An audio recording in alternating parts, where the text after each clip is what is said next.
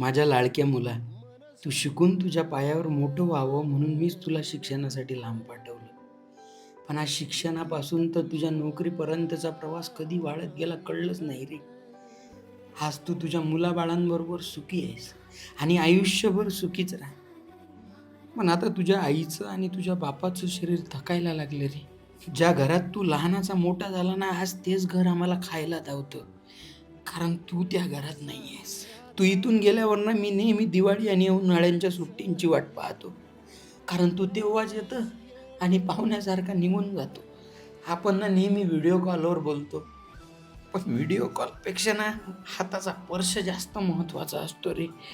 तुला बाळ झालतं ना त्यावेळेस माझी खूप इच्छा होती तुला म्हणायची, की "बाबू थांब ना रे आता इथंच. कशाला जातं?" पण शेवटी कसं तुझ्यावरही आता जिम्मेदाऱ्या आहेत. बोलू नाही शकत ना तुले. म्हणून या डायरीत सगळं लिहून ठेवतो.